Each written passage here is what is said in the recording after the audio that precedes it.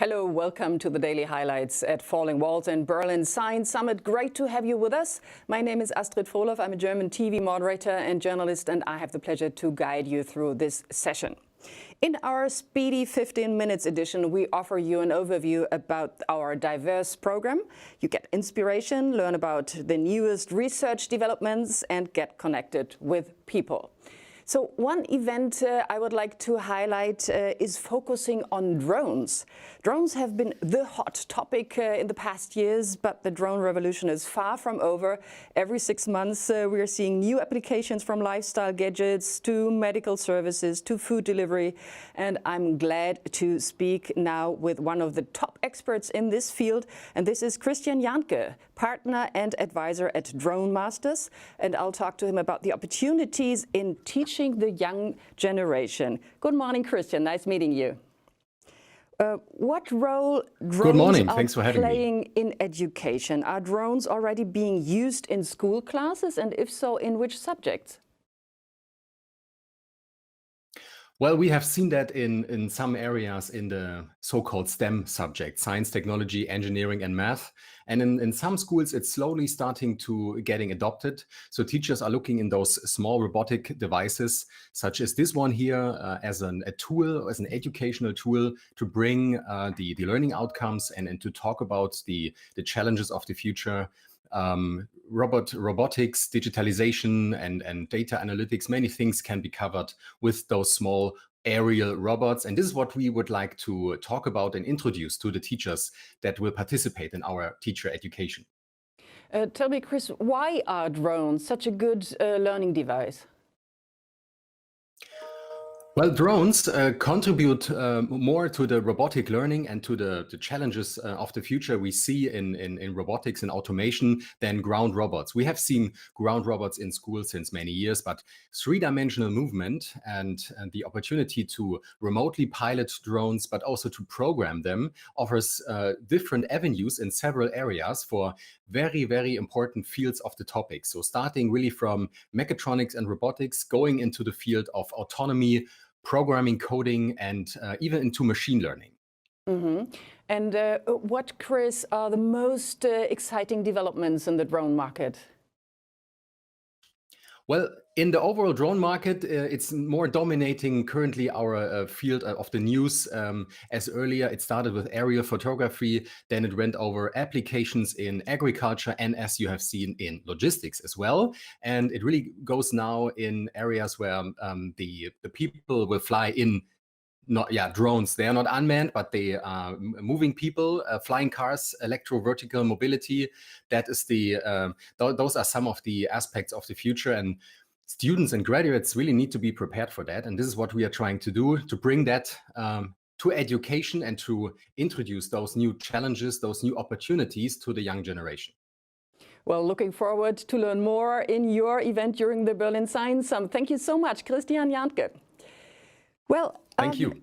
In an increasingly globalized world, collective action becomes more important every day. But would you believe that we can learn in this context from animal swarm intelligence? Ralph Curvers is convinced we can. He is principal investigator in social decision making at the Center for Adaptive Rationality, and he is now online with us. It's nice meeting you, Ralph. Good morning. Thanks for joining us. I understood collective intelligence when it comes to fish swarms or anthills, but can we really translate these concepts to human societies? Well, I mean, of course, it's fair to say that a one-to-one comparison from an anthill to an animal, to human societies is, of course, a bit far-fetched. But animals have evolved under a staggering diversity of selection pressures, and have evolved extremely rich and complicated and mechanisms to actually solve collective problems together. So looking at these mechanisms of different species and of different selection pressures can really give us new insights on how you can, actually combine information coming from different individuals that then cleverly actually together perform actions. In your event during the summit, you will talk in particular about fishes. Why are fishes specifically interesting in this field? Yeah, so fish oils have really emerged as one of the model systems of collective decision making, and that's, I mean, on the one hand, because of practical reasons, they're relatively easy to keep in the lab, and if you work with shallow water, you can reduce their living environment to 2D, and then putting cameras on top of that, you can relatively easily track individuals and looking at the social interactions. But more important reason is perhaps that they have evolved a staggering diversity of social systems. So some fish are mostly seen alone, others in very big groups. So that is a whole range of diversity of how they have evolved, to collect decision-making mechanisms, telling us really something about the evolution of these mechanisms. Mm-hmm. And how can we benefit from this? What are the social areas that can benefit most from insights in this field? Yeah, so in my personal research, for example, we've been studying fish schools, and we found an intricate or an elegant way how they actually increase decision accuracy together. We applied these insights to medical diagnostics, seeing if we pull independent decisions of doctors, can we actually achieve higher diagnostic accuracy? And we confirmed this in several areas of medical diagnostics. So when we're moving beyond that, I mean, I think there are many areas where you can actually benefit from pooling decisions of more individuals, in being it in law decision making, geopolitical forecasting, medical diagnostics, especially if you combine such collective intelligence with artificial intelligence. I think this this kind of hybrid intelligence can really be a path forward to improving decision making in many areas. Well, thank you so much, Ralph Kervis. Looking forward to your event and learn more about it. Thank you. Thank you.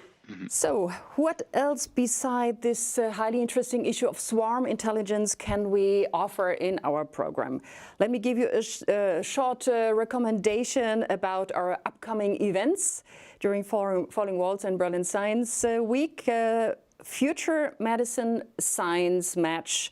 There you can find about 50 top scientists from leading Berlin institutions and international partners. They will present cutting-edge translational medicine in short 3-minute presentation. This year's focus is artificial intelligence in translational medicine. So this event has started already, so tune in now if you'd like to.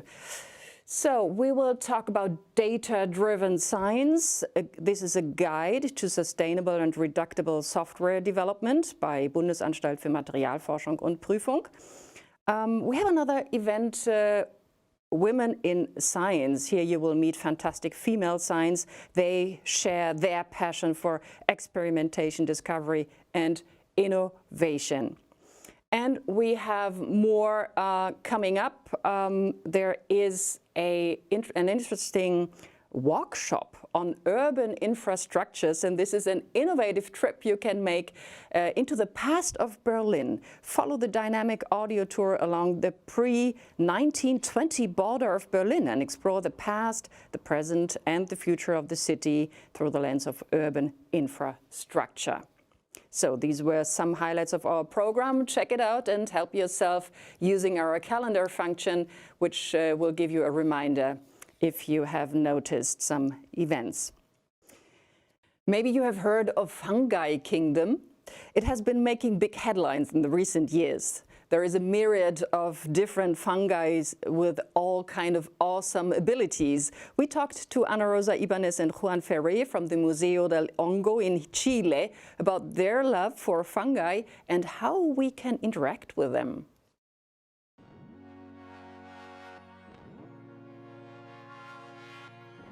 Our project is an immaterial museum. That means that we appear and disappear, that focuses on resignifying the relevance and the beauty of the fungi kingdom. For Berlin Science Week, we will show 2 videos that have been recently made for the collection of the Museo del Hongo and have a discussion around them with the artists and the teams involved in the production of both videos. Both videos will give highlights on how can we engage people with science through art, our main objective as a project. The first one, Mapuku Full, was premiered in Ars Electronica this last September, and the second one is a video of sign language, Chilean sign language for mycological concepts, and will be premiered in Berlin Science Week. Our core mission is to break down the walls between nature and culture, to understand the human being as a part of this complex, interdependent system that is nature. I would say the biggest challenge at the moment, when world politics are focusing a lot on the economics, is to find funding for cultural projects to make people understand the relevance of culture and art for social transformation, to survive financially in a country and in a society that value less and less arts and culture. I would say that the biggest challenge, besides the funding, it's that how can we make people relate to science in an autonomous and authentic way? How can we provide effective tools for them so they can be really interested in science and not scared away because of the cryptic language or complicated visualizations? And I think we chose art as the medium because of its sensorial and immersive possibilities, and that creates a personal relationship between the object and the spectator.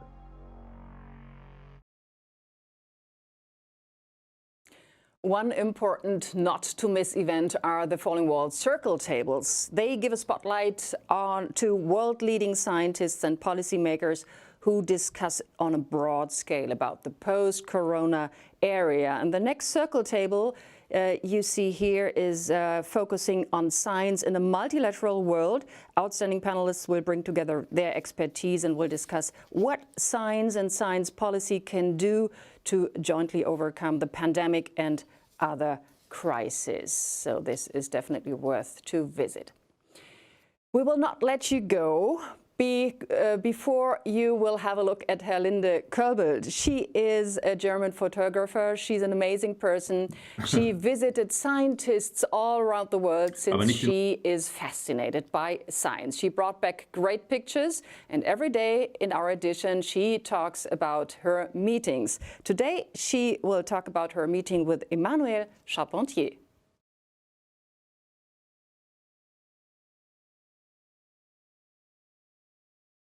Hi Linda, today we're looking at the portrait of Emmanuelle Charpentier, who is a French microbiologist and a Max Planck director here in Berlin.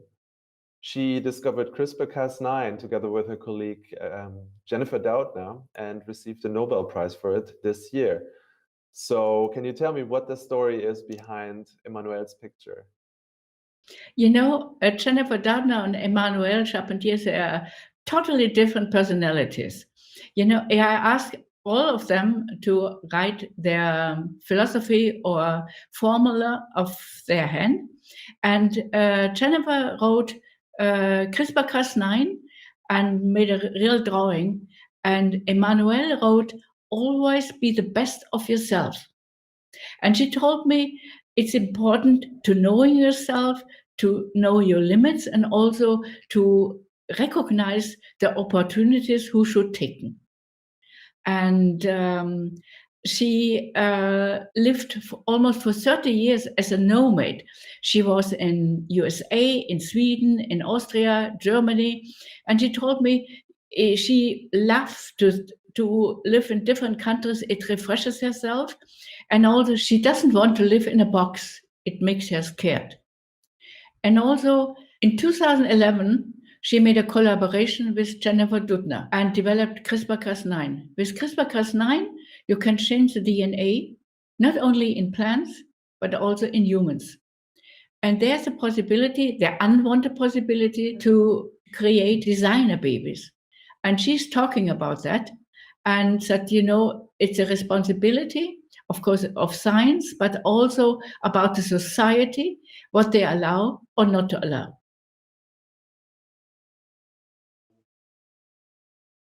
On Monday, you have the chance to meet Emmanuelle Charpentier live in our program. She will join the Falling Walls grand final, which will take place on Monday. So that was our daily highlight. Please stay with us since we will continue immediately with our winner sessions, meet the top 10 winners and learn about their breakthroughs of the year 2020. We've got two categories today, science in the arts, followed by digital education. So please stay tuned. I hope to see you back again in a minute.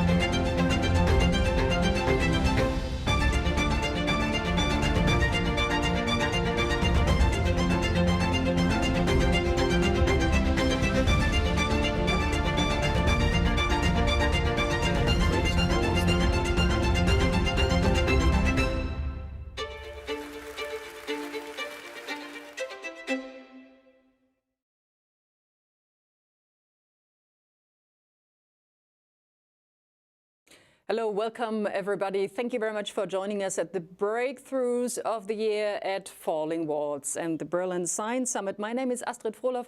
I'm a German TV moderator and journalist, and I have the pleasure to guide you through this session. Over the past months, nearly 1,000 nominees have made the journey to become the breakthrough of the year in their respective category. And in this session, the top 10 winners will present their breakthrough work. And this is our category today.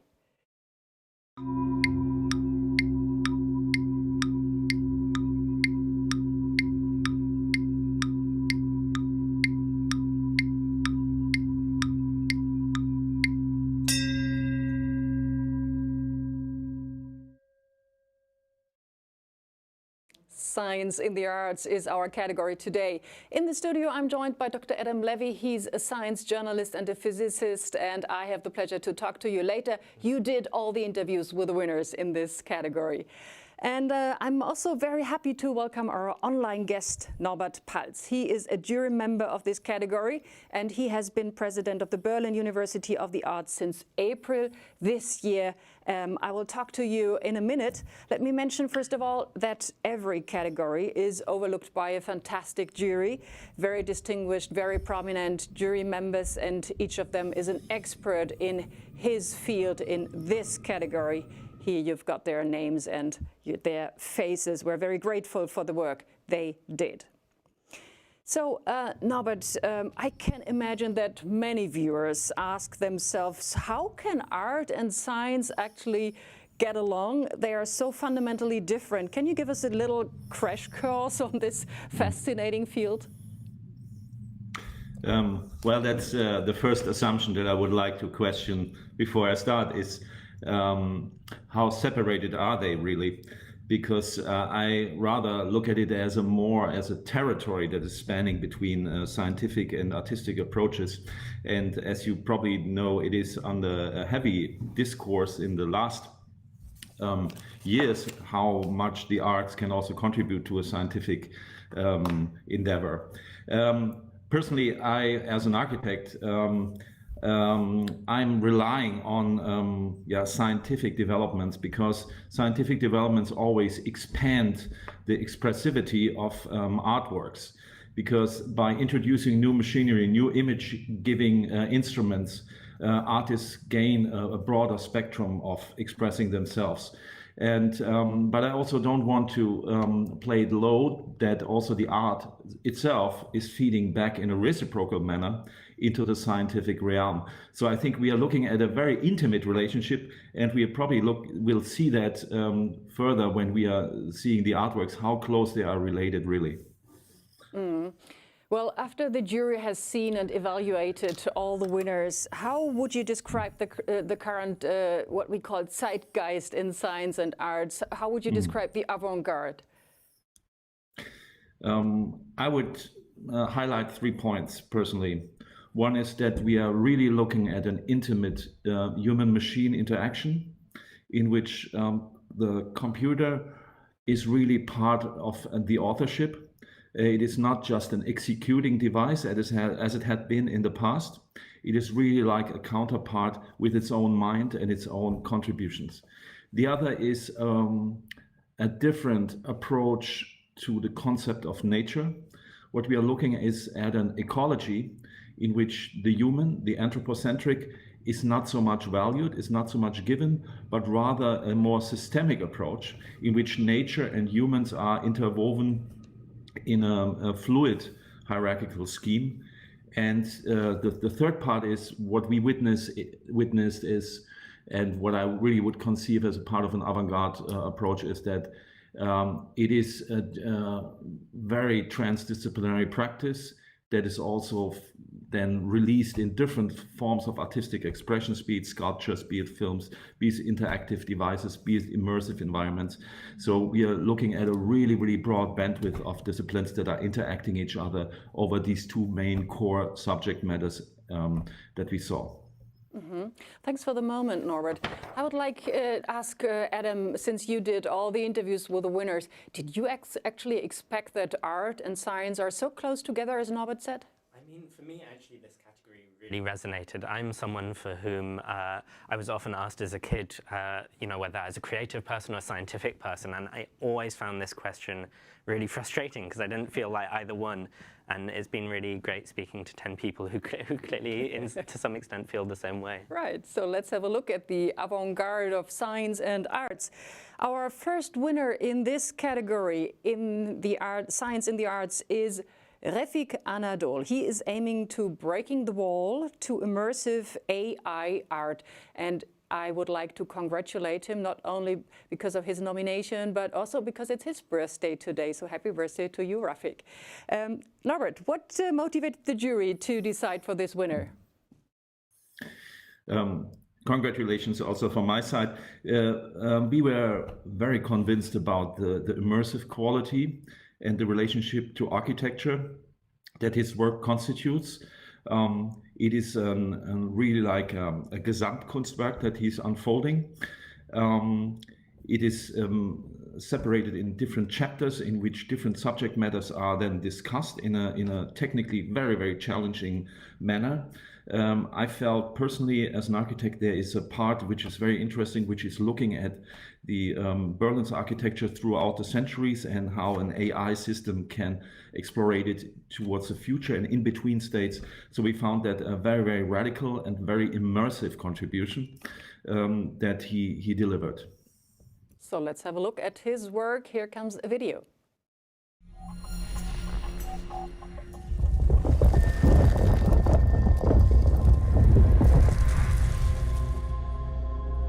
Breaking the wall to immersive AI art. Refik Anadol Studio. In my work, I'm trying to understand the big question: what does it mean to be a human in the 21st century? And this question cannot be answered anymore with the other question: what does it mean to be an AI in the 21st century? So I'm trying to understand these two questions by applying deep discourse and context to immersive environments, data sculptures, data paintings, and many forms of art, science, and technology collaborations. Now, one of your pieces, Latent Being, was displayed here in Berlin. Can you describe what it actually was, what audiences would have seen when they went to visit it? When machines understands or learns, given by a human, an information, it stores the information in a space called latent space. So as my artistic practice evolved, I tried to evolve new tools with my team here in Los Angeles and understand this latent space into a space that we can perceive and use as a narrative tool. Latent Being is transforming historic Kraftwerk power plant into an audiovisual installation using AI in the core of it by creating three-dimensional neural networks, tracking the audience location, and creating an AI data sculpture by transforming the function of the building, by letting AI dream and hallucinate about Berlin's collective memories. This is an installation that I was lucky enough to attend, and for me one of the most striking moments was when I switched from watching the AI to realizing I was being watched by the AI. How do you think this reflects artificial intelligence's action and role in our society? First of all, this installation forgets. That doesn't record anything. But we know that we have a machines doesn't forget. So we are heavily playing with this idea of we have systems around us doesn't forget us anymore. But in this installation, we let AI to forget. But what is unique is people were really shocked when they are tracked by the machine for a couple of minutes, but then learn that, okay, this is me. I'm a part of this thing. We have a dialogue. So kind of humans, machines, and environments having a dialogue together at the same time. How do you hope to explore science and technology in your future work? In my recent work, we are heavily researching on how can we speculate our existing understanding of nature and how can we apply quantum computational techniques to this imagination. The idea of what will happen if we can perceive a new universe in the mind of a machine, and how can we use AI, neuroscience, and architecture to speculate our upcoming journey as humanity. Just how heavily does your work rely on collaboration with those in different disciplines? I think it's a great African proverb. If you want to go faster, do it alone. But if you're going to go further, do it together. So I found that being a team can expand the knowledge, can expand the experience of creating an experience. So now we are 12 people, and neuroscientists, AI scientists, data scientists, architects, anthropologues, scholars, musicians, designers. Like, we are really like ecosystem of a working organic machine. And then I found that we have a much more purpose, eventually much more impact on the society. And I believe that collaboration in any medium is an essential from now on for humanity to expand and break the walls. Adam, how does this fit into what we've heard the other days about AI research? Well, we've seen there's so much discussion about the role that artificial intelligence has in society, be it a force for good, a threat for marginalized groups of people. But all of this work can't tell us how we should feel about this progress, what artificial intelligence means to us as individuals, as humans. And so by creating an artificial intelligence experience, artwork, that does begin to point the way for us as individuals to find our own feelings about this new world we're created. Let's continue with our next winner. I am glad to announce Andrea Ling, who wants to break the wall to decay by design. So what's behind this innovation and what convinced the jury about her work, Norbert? What we liked very much was that it is a conceptual idea intersecting the arts and sciences, hereby especially biology, to work with decay and waste. We found that very, very interesting and relevant. She's doing this with the help of enzymes and microbes, and also with material experimentation, which we also found quite interesting and also forward-looking. The results she's creating are very, very pure, poetic and beautiful, but also have an underlying tone that is rather serious and relevant. Let's get an idea of her work. Here's a little video.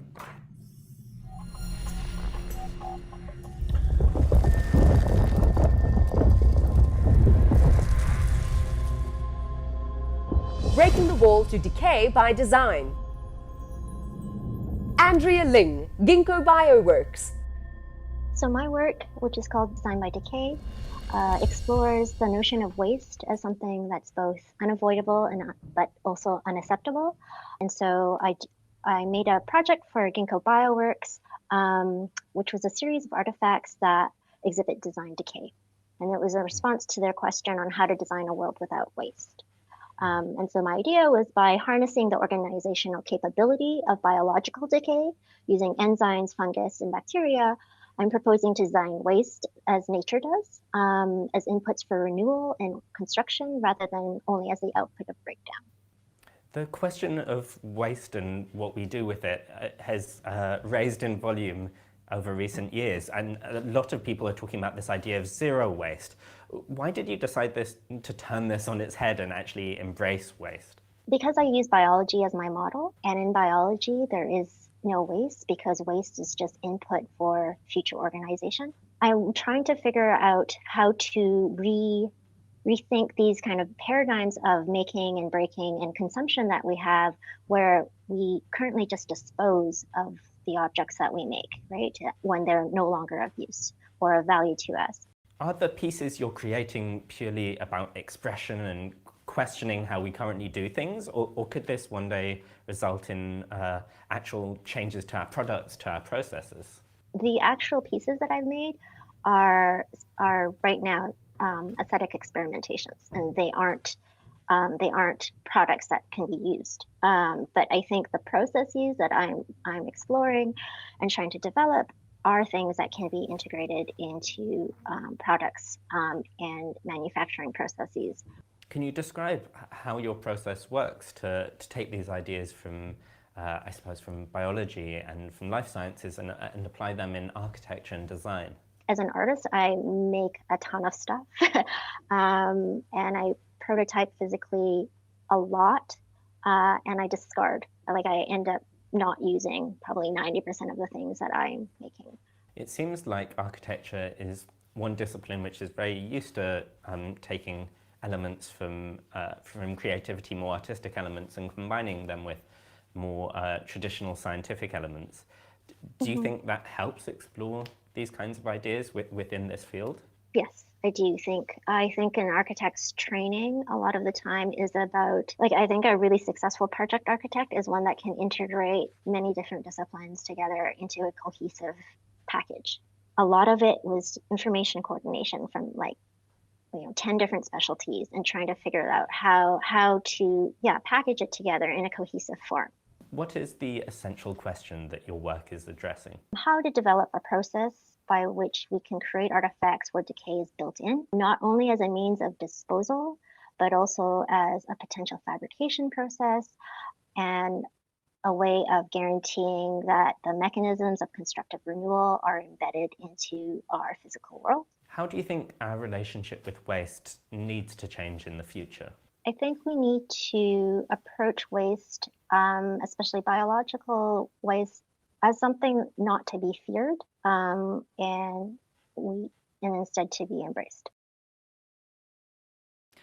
I wonder, Adam, since you are a scientist yourself, what actually is the difference between research work and artwork? I think one thing we'll see, maybe across all 10 of these talks, is it's very difficult, maybe impossible to draw that line, to look at one of these works and to say, okay, here's the research element, here's the artistic element. No, I don't think that's a helpful distinction. I think that these works are researching and they're expressive simultaneously. Mm-hmm. Our next winner leads us to Switzerland. I'm glad to announce Noura Al-Badri, École Polytechnique Fédérale de Lausanne. And she is trying to break the wall to ancestral sculptures. So what does the jury say about this, Norbert? What we very much liked was that she's conducting this in an activist approach to cultural heritage, combining computation technology, archaeology, and hereby addressing post-colonial topics that are very relevant. We found that rather innovative. Okay, let's listen to the interview Adam took earlier.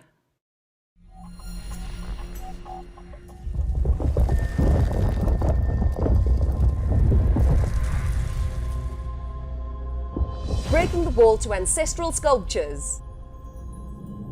Noura Al-Badri, EPFL Lausanne.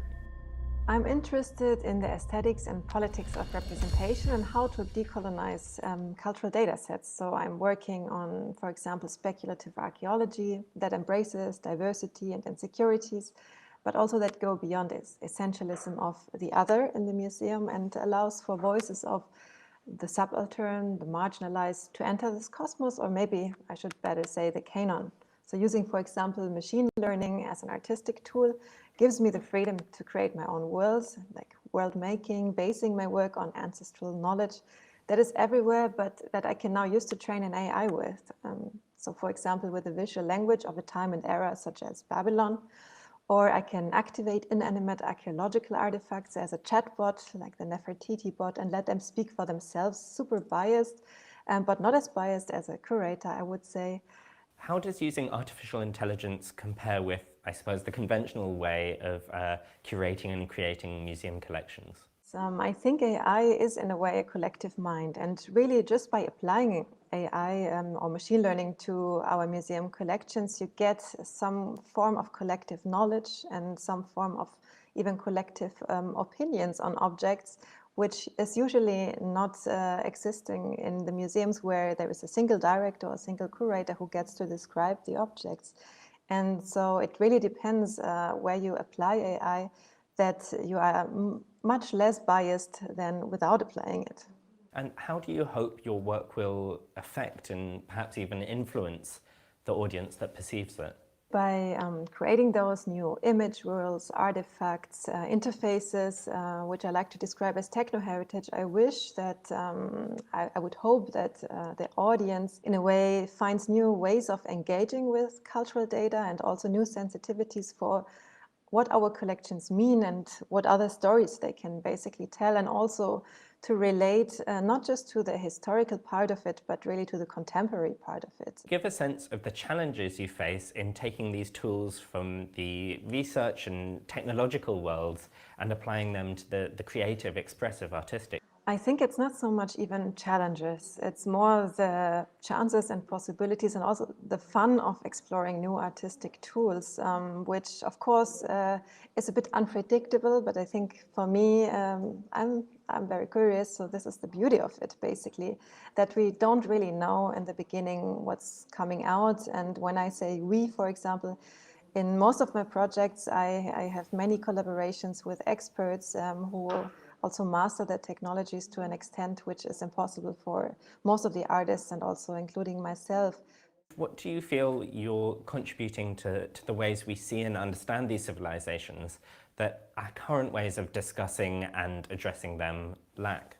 I think it's in a way about also updating collections and also looking at the artifacts and civilizations, not as ancient civilizations, but as contemporary, and what we can still learn from them, or what we are still them in a way.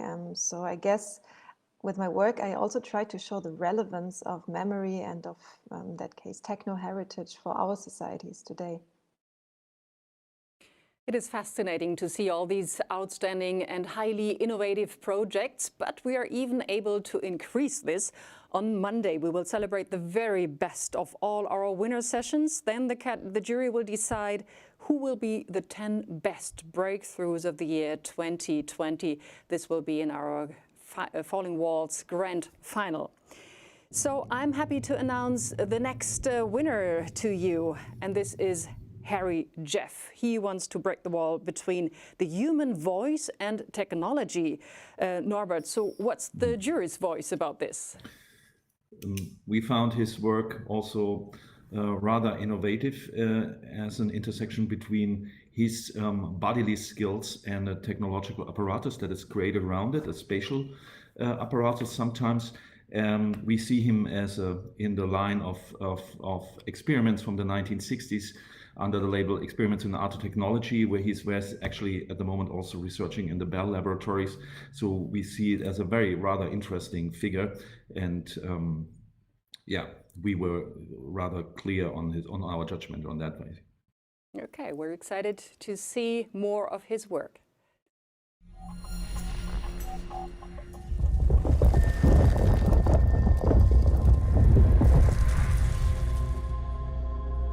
Breaking the wall between human voice and technology. Harry Yeff, Reaps 1, R100 Studio.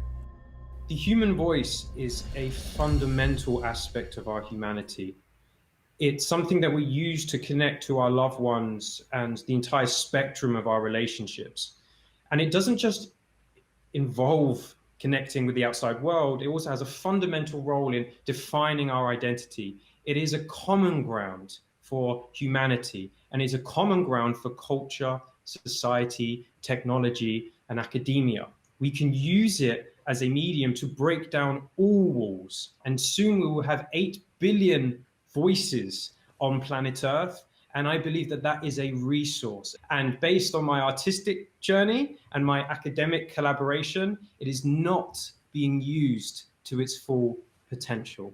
Myself and my studio produce works that connect those spaces through installation, performance, and artworks. Can you give a sense of the breadth of your spectrum of work exploring the human voice? Future Voices is a constellation of artworks that spans about 5 years. For example, In a War was a one-of-a-kind fMRI portrait, which shows a person covering their face with their hands in the plight of exploring mental health and letting people in. Second Self was a chess-like musical interaction with an artificial twin, an audio which I could duet and sing with. Voices of Light was a performance piece exploring the idea of how we find a new idea, we internalize it and develop the bravery to express. I've been doing these artworks and installations to make the world see the human voice in a new way, and I want you to think about your voice. Collaboration between art and creation and science and technology seems really fundamental to your work. Are there challenges to combining these very different fields? The process is that artistic expertise can be a genuine contribution to research and academia is something that is still evolving to this day. And I'm particularly interested in fighting for new roles of artist in residency, roles of artist in research, because we are the governors of empathy, and we really need that today to make sure that expertise connects with human beings. What do you think that art fused with research can offer that neither one of those independently can? A very simple definition is the challenge that we have with polarization and misinformation. And as we know, all of these beautiful tools of reasoning have not sort of been able to connect with their full potential due to the world being more complex than it ever has before. So by using awe, experience, and wonder, we're able to make sure that there is an emotional connection, a compassion, an empathy that makes people engage with new ideas in brand new ways. So if you have world-class research, why not have world-class empathy, world-class empaths who can make sure these ideas connect? And I think that is not just a benefit, it's teamwork, it's collaboration. And can we make artistic expertise and artistic residency and exploration of research a fundamental part of academia and the sciences to make sure these ideas connect? Let's continue right away with our next winner. The next winner is leading us to France. I'm glad to announce Olga Kiseleva, Sorbonne University, and she wants to break the wall between ethics, durability, ecology, and nature. So what is the judgment of the jury about this? We found this an incredibly interesting project, which also redelegates the role of the human in the overall system of ecology. It is about the communication between plants and the transfer of communication between plants on a global network.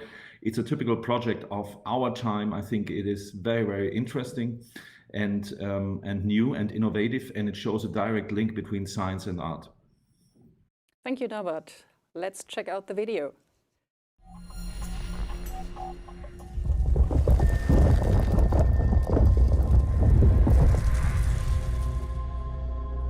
Breaking the wall between ethics, durability, ecology, and nature. Olga Kiseleva, Sorbonne University. We work about intelligence, especially we are researching the swarm intelligence, which is the one which comes from nature and from its different elements, from animals, from minerals, from plants. Our important project is the project Eden, which consists into the creation of a global network based on the tree communication and trees intelligence. Now, the idea that plants can communicate with each other is, I think, for many people quite new, but the idea that we can listen to that conversation somehow is really unusual. How do you actually spy on these conversations from plants? So it is not something magic. It is just a scientific work. And as an artist, I collaborate with scientists, which speciality is to understand what plants are feeling, what they are communicating, and what will be the best way to help them. They use about 15 different channels to communicate with plants. They are the channels plants normally use to communicate. It is like circulation of liquids, gas emissions, electricity, some movements or changing of form of plants. And we can understand what it signifies for each kind of plant, and then we can understand what this tree or this flower is trying to say to us. And what are you actually hoping to communicate to your audience about plants? We try to communicate is that plants are alive organisms which have feelings, which have a kind of intelligence, and which are trying to communicate with us. We are not like just objects, but something or almost somebody who has to be respected. I know that some of the plants, some of the trees that you've looked at have huge significance to certain peoples. Why do you think we connect so much with trees? Initially, it was very important for survival of humanity. We still remember it, and we still have the trees in our legends. Do you have any messages for the Falling Walls audience about how these collaborations between artists and scientists can work and be fruitful? It is really the future of art, because the art is more and more about research and about how to make the world better and more intelligent, and less about how to make the world more beautiful. So I hope we will learn more and more the language to communicate between artists and scientists to make progress this field. Adam, what's your perception? What do you think is our connection to nature when we look at this art? Well, I think we can often see our relationship with nature as under threat, perhaps under threat because of technological advances. And so it's really interesting to see a work which turns that on its head, which uses technology to try and reestablish, to try and connect us with nature in a way that we just simply wouldn't be able to otherwise. Mm-hmm. Let's have a look at our next winner. I'm glad to announce Suk-Wen Chung with a potential breakthrough to collaborative human-machine art. What does the jury like about this work, Norbert? What we liked very much, it was robotic data-driven drawing machines in a rather interesting setup in which the artist was also combining traditional craft techniques, and we found this very good bridge between historical techniques and very progressive methods of art production. Mm-hmm. Let's check the video. Here comes the interview.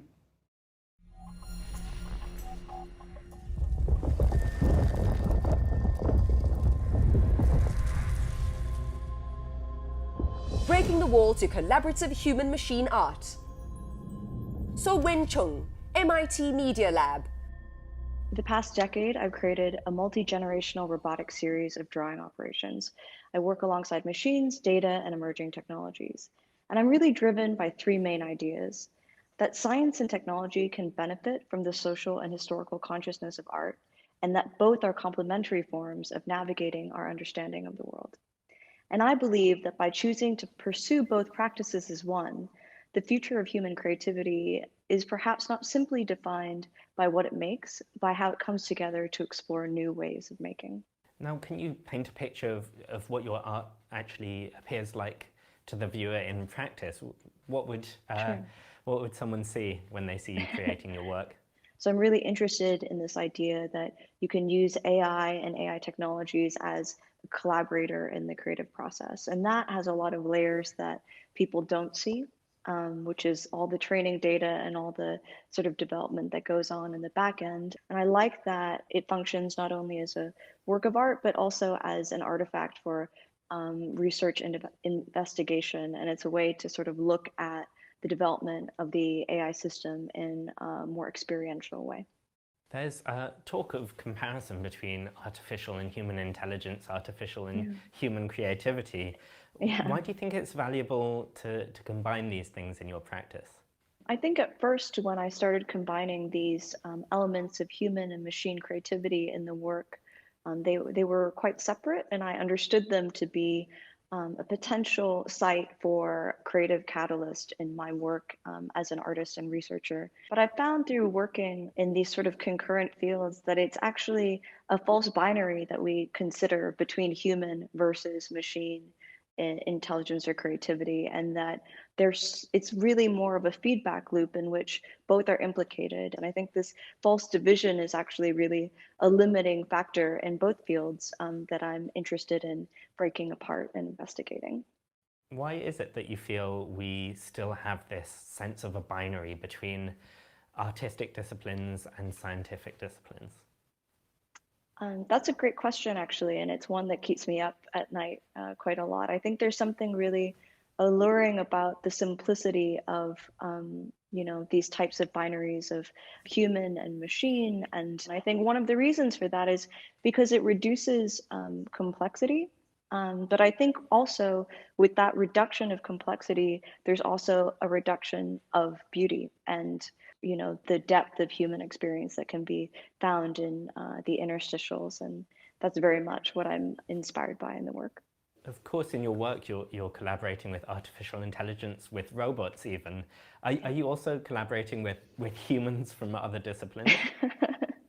That's a funny question, actually. I think that's one of the really interesting journeys that I've been fortunate enough to experience through the work, is that through this exploration of what it means to co-create with a machine, I've actually expanded the reach and kind of breadth of my practice through working within many different fields and collaborators. And I think it's very much been part of this pursuit of a common language of art, science, technology, and design that continues to drive this exploration of human and non-human creativity. So there's a lot of players in the work now, which I'm really excited about. Well, we see, Adam, how much artists are influenced and fascinated by science. How is it the other way around? In which sense do you think science is influenced by art? Well, certainly in work like this, you see that collaboration is absolutely core, and not just collaboration between disciplines, but collaboration between humans and machines. And people who've been watching all the interviews so far will know this is a theme that researchers are looking at, what we can gain from human and artificial intelligence in concert. So I think there's a huge amount we can learn as researchers from these expressive ideas. Well, I am delighted to announce the next winner now, and this is Stefan Chow and Lynn, and they are aiming to break the wall of the poverty line. So what was most convincing for the jury about this work? It was a collaboration between an economist and an artist, and we found the subject poverty very striking, very relevant, and its translation into very disciplined series of artworks, rather convincing. So the combination of data and visual information was brought together in a way that mediated the message on poverty very strongly, and we found that rather relevant. So we're excited to get the interview now.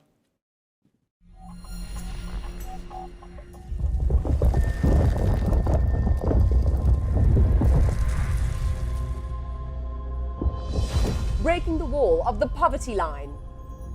Stefan Chow and Lynn. Chow and Lynn. My name is Lynn. I'm an economist by training and a market researcher. I'm Stefan Chow. I'm a photographer, filmmaker. And what is the essential idea that your work is exploring? Our work talks about global tipping points. With one core piece of our work called the poverty line, we did a 10-year project understanding what it means to be living at the poverty line, the daily food choices that one would have. And for that project, we covered 36 countries and territories across 6 continents over a 10-year period. Can you give a sense of how the audience actually perceives your work, what it actually visually appears like? Right. So with the Poverty Line project, what we did was we used the poverty line food budget that a poor person would have in a single day in this country. And so we would take that amount of money, we will go to local markets, and we would buy different food items, and we would place them on newspapers. So what you actually see is a lot of photographs of food on newspapers. What message are you hoping ultimately your audience takes away from your work? We want people to be empathetic, to raise awareness and raise more questions about poverty around our own communities, around our own countries and our own contexts. And from there, we want to build a global understanding about what it means to be poor and what it also means to have measures to alleviate poverty and solve global poverty. With the current pandemic, the number of poor people will rise again after many decades of decrease. So I think for us, the poverty line is really about cultivating conversations around the topic. Collaboration, especially across different disciplines, is something very important to the Falling Walls audience and to many Falling Walls speakers. Have you learned anything about collaboration that you'd like to share in particular? So both Lynn and I, we have known each other for 20 years, and we have been married for 12. And what is really interesting is that we actually come from very different viewpoints in how we see the world. But we often find conversation and debate to talk about things that we care about. And so we basically create a work which is a combination of both our voices, and it's not just strongly skewed towards one end. And I think this is where the collaboration becomes beautiful, because it is done through different minds trying to achieve a similar result. In all the research you carried out, what surprises did you uncover? What I realized with covering the poverty line is that poor people who lives with limited choices would have to eat simply because their choices are often very limited. But there is always the yearning to taste better calories, to have a treat now and then. And I think those aspirations are very similar to everyone else in this world. And I think in covering the poverty line, you do realize that everyone out there just tries to fight for a better life, for a better future for themselves and for their younger ones. Adam, yesterday you talked to physicists about their work. Today you talked about science in the arts. How did you experience these different fields, and what do these scientists have in common, maybe? Well, I think what we see across these two sections, across maybe all the sections, is this curiosity, this searching, which drives so much of this work. But not just that. I think there are also elements of trying to look at the world and describe it as well as we can. I think that's the essential task of both science and of art. And those methods of description might be a bit different, but the quest is the same. Mm-hmm. Let's continue with our winners. I'm glad to announce Charlotte Jarvis. She wants to break the wall to female semen. So I'm asking the jury, what's behind this project and why did you choose it? We found the project rather interesting because it spans bandwidth from real science and up to mythology and performance art. It is a conjunction between artists and scientific groups from different locations with a subject matter that is really contemporary and really addressing aspects of identity and sexuality. And we found that a very innovative contribution too. Thank you, Norbert. Then let's learn more about this work.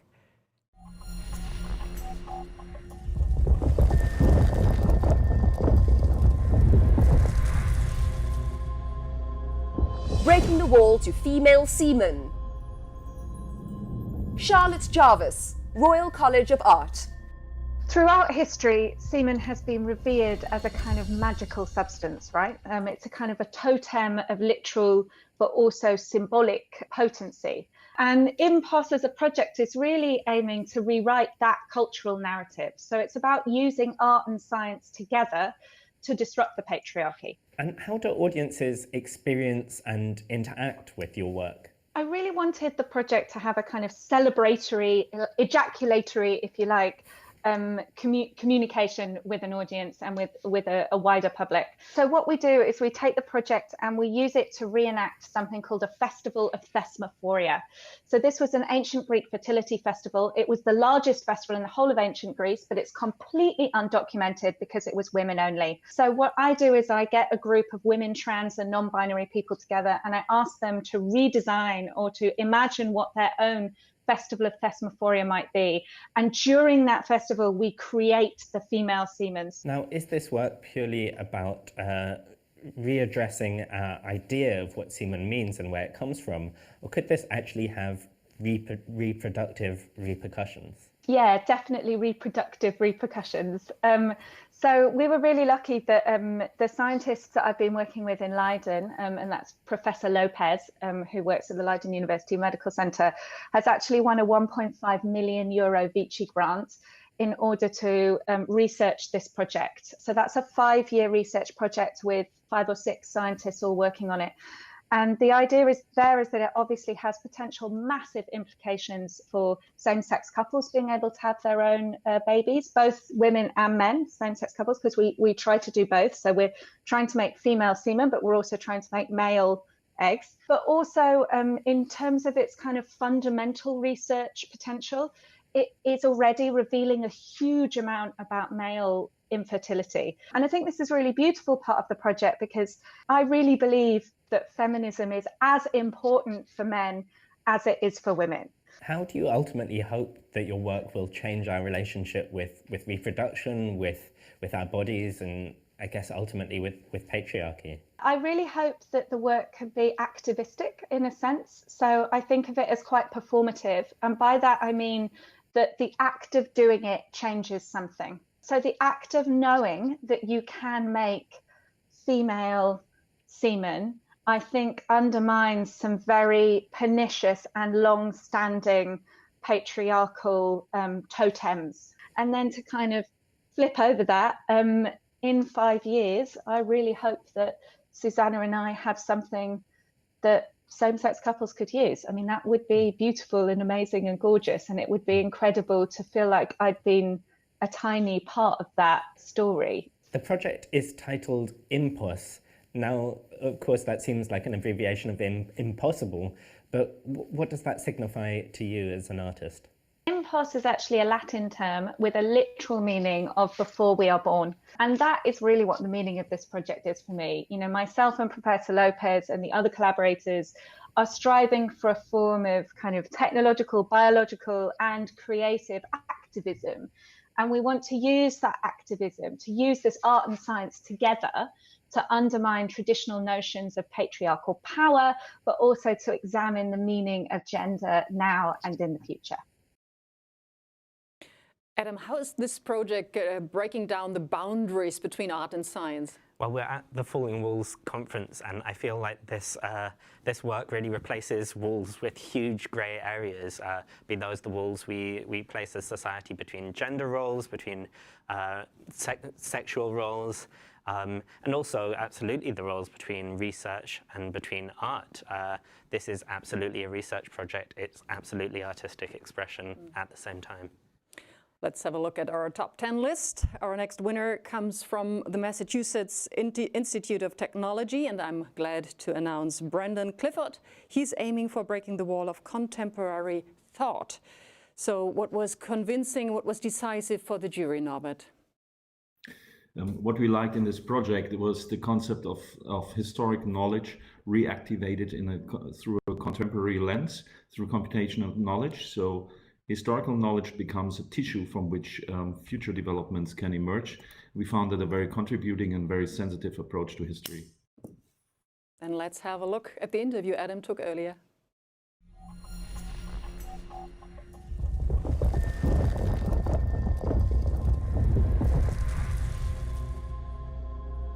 Breaking the wall of contemporary thought.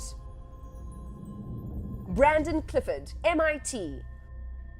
The essential idea that we're working on is we're identifying blind spots in the contemporary mind. And we explore the nonsense that has produced the blind spot. I'll give you an example. So the myth that stones are alive is a ubiquitous myth across civilizations. And yet the sciences are very likely to dismiss that myth as nonsense, as stone worship. Rightfully so, and we want scientists to dismiss that. But at the same time, there's a truth behind that myth, and the arts are unlikely to rigorously address the potentials of those truths. So the gap between those two sides, the false binary that I'm constructing here, is the space that our contribution resides. And we try our best to explore the potentials of that gap between those two spaces to offer new potentials for our future. Where does the inspiration for these new approaches to what we think of as static objects, stones, come from? All the inspiration comes from ancient ways of thinking. And really much of what we do is we're just exercising things that have already been explored in our past, but are blind spots to the contemporary mind, or things that we've dismissed. Is this exploration purely to investigate and understand our relationship with objects such as stones, or do you hope it could have, I suppose, more practical influence on the way we do things in our world today? Yeah, right. It's not at all about stones. So we live in this way of thinking where we say stones are alive, but actually it's about humans. It's about changing the way we practice construction, the way we practice transportation, the way we source our materials. So the smart ways of working that ancient civilizations knew a great deal about. They knew quite a bit about how to move heavy things with little energy. And yet today we rely on fossil fuels. So we're hoping to mine some of the potentials of those ways of thinking that we've just abandoned. What do you hope your work can teach us about how we design buildings in perhaps a more sustainable way? You know, one example I would point to is the work that we're doing with Cyclopean cannibalism. And the reality is that society assumes our architectures last forever, but unfortunately they have a lifespan. Our buildings are mortal elements and they only last about 60 years. Our solution is not to reincorporate that or recycle the material. We really landfill. 99% of our building mass goes to landfills. So ancient civilizations had methods and approaches to be able to cannibalize their buildings and reincorporate that mass. Pope Nicholas V declared that the carcass of the Colosseum should be consumed to produce St. Peter's Basilica. So our first step is to produce a demonstration that changes the way people think, that sparks this idea, but also share the methods through a publication that others can adopt, and hopefully this can have a broader impact with industry. Well, time is flying. We are approaching our last winner in the category Science in the Arts, and I'm glad to announce Alexandra Daisy Ginsberg. She is trying to break the wall to machine auguries. What does the jury say about this work? We found this immersive work incredibly beautiful. The way it was set up and the way its light and sound installation was working. It has an underlying machine learning algorithm that investigates the impact of humans in bird songs. And we found the subject matter interesting, but also the way it was artistically set up and how to address this very relevant topic. Thank you. Let's watch the video and learn more about it.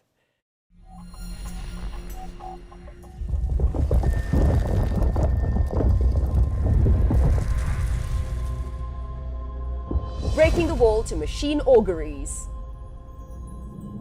Alexandra Daisy Ginsberg.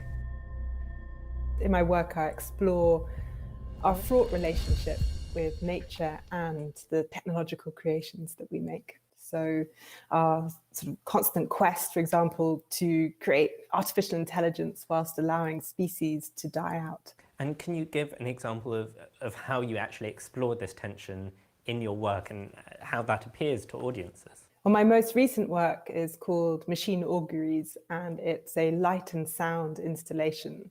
The visitor enters this room and it's dark and there's just the silvery light of the pre-dawn, and a dawn chorus starts. And the bird song that's being played around the room is actually increasingly created by machine learning. So using a technology that is used to create deep fakes, we recreated 5 different species of birds. So the dawn chorus is taken over by birds that aren't real. And then you, as the light swells, you start to realize that all is not what it seems. And what actually motivated you to create this project? I was very curious how our lives affect other species. And as I delved into the research, I learned that birds are singing louder, they're singing earlier, they're singing at a higher pitch to try and make themselves heard over the noise of and light of human pollution in urban environments. Blackbirds are singing 23.8 minutes earlier near airports to try and beat the aircraft noise.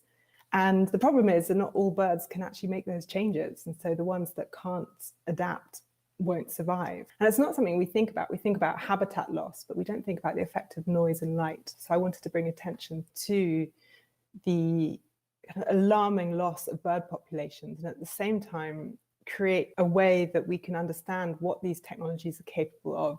Can you describe what it means as an artist to work with these ideas and technologies? Is your work purely trying to critique these technologies, or are you also hunting for positive applications for them?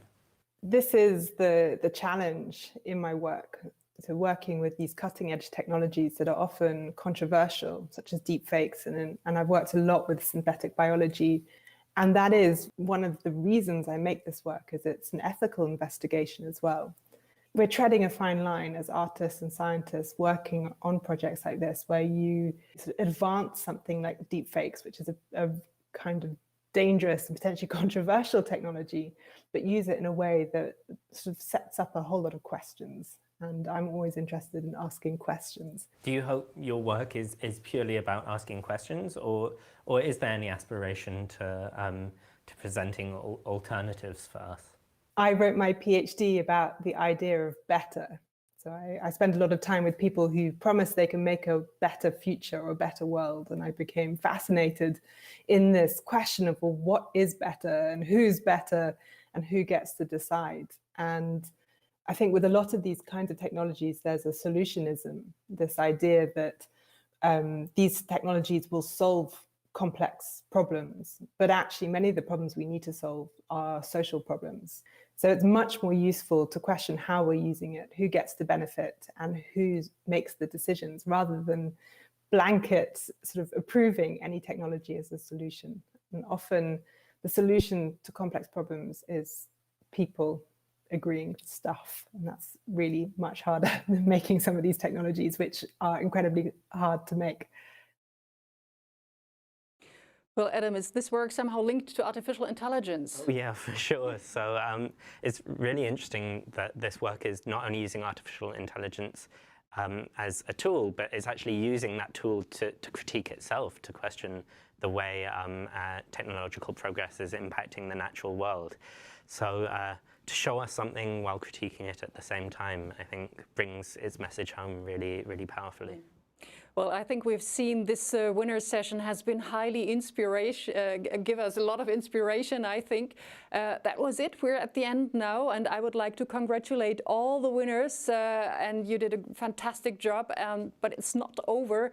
We still have our grand final. On Monday, we will honor the very best of the best on Monday in our Falling Walls grand final, and you shouldn't miss this as well. So at this point, I would like to thank Norbert Paltz, who did a fantastic job today. Thank you very much for your work as a jury member and for being with us today, Norbert. It was a pleasure and was very interesting, I have to say. Thank you. Yeah, that's absolutely right. Thanks a lot. Well, we'll continue immediately with our next winner's session, and this will be about the category Digital Education. This is highly interesting as well. The top 10 winners in this category will present their breakthrough works. Looking forward to it. Adam, do you think there is a connection between our two categories today? Yeah, in many ways there are. I think in lots of ways you have a shared goal. You're taking ideas which often exist in research and trying to share them with a wider audience, and trying to create new questions for people for whom science isn't necessarily where they come from. Well, looking forward. You shouldn't miss to stay tuned. If you want to learn more, you have the chance to meet our winners and talk to them directly in our Q&A session, which will start at 3:15 p.m. German time. So take the chance and talk to them either in one-on-one talk or in small groups.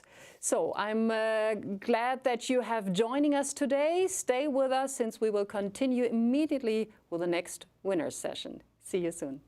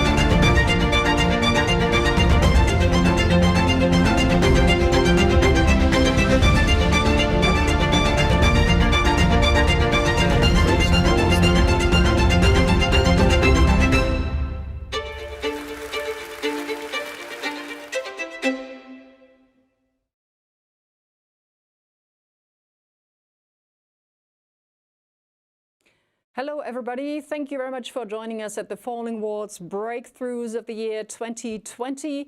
I'm glad that you are with us today. My name is Astrid Frohloff. I'm a German TV moderator, journalist, and have the pleasure to lead you through this session.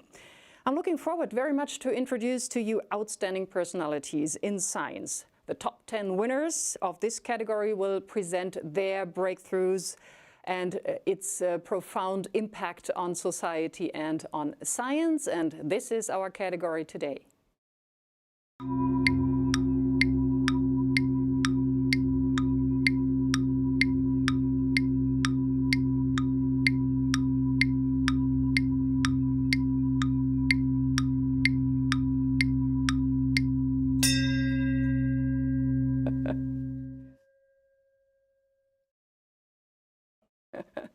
So this is our category. Adam, I would like to introduce you to the audience as well. Adam Levy, he is my co-moderator. He's a physicist by profession and a science journalist. You did interviews with all the winners, and I'm looking forward to get more information from you about this. I'm glad to introduce to you as well our guest who is online, Bro Sexberg, Vice President, Learning Science at the Jan Zuckerberg Initiative. He has got an academic background in mathematics, electrical engineering, and computer science, and he is a jury member in this category. Thank you for joining us, Bro. Well, my pleasure. Looking forward to it. Let me mention, first of all, that every Falling Walls category is overlooked by a distinguished jury. Each member of the category is a very prominent scientist in this field. We're very glad and grateful that they supported us, and we've got such fantastic support from this side. So let me ask you, Bro, could you first of all help us understanding what actually is digital education? The way we thought of it was anything that enhances learning experiences with digital technology, ideally in a way that's consistent with what we know about the science of learning and development and motivation, to help learners achieve their goals. Well, digital learning has been on the rise before the pandemic. Can you give us an impression of how the COVID-19 pandemic changed the field? Absolutely, quite a lot, and the impact is not done yet. I think many learning environments, we're already putting a toe in the water, the virtual water of digital education already. But I think around the globe, the pandemic really kicked us all off the edge of the pool into the deep end. Whether you're in corporate training, higher ed, kindergarten through 12th grade, even preschool, use of technology has just had to accelerate. So all of us have actually had a lot more experience with it, sometimes for better, sometimes for worse. But these award winners are really remarkable signposts of what can come. You obviously have an amazing overview over the sector. Were there any surprise projects among the winners? Anything you didn't see coming? There were actually a few things. One was the terrific collection of evidence by one of the winners, a virtual university, around impact on refugee camps. That was extraordinary and unexpected to see serious data collection. Another was the compelling way in which virtual and live experiences were combined by a number of the winners. That was also great. And then finally, there's one example of putting a cell phone in a salad spinner to study angular momentum. I didn't see that coming. I did not see that coming. I'm really excited to learn more about it. Thanks for the moment, Bro. Let me ask you, Adam, you had the pleasure to interview all the winners. What surprised you most? Well, it's just really fascinating to see just how much you can do as a teacher, not sat in front of someone, a teacher digitally. It's definitely incredibly different to the education I received, and in some ways I found myself a bit envious at times. So then let's have a look at our top 10 winners. I'm glad to announce the first one. Arturo Dominguez, he and his team are aiming to break the wall to science experiments from home. So, Bro, what is specific about this research? What did the jury say? This is an example of this combination of virtual and real experiences. What we know from the learning sciences is if you want to master something, It's not enough to passively absorb lectures. You really need to be able to get in there and try things yourself. That's always been the value of laboratory experiences for the sciences. But for a lot of people, they can't get access to very expensive and sophisticated equipment. So what we liked about this was how it showed you can use virtual routes to control live, expensive equipment to get really great educational experiences. Well, thank you. Let's get more. Here's the video.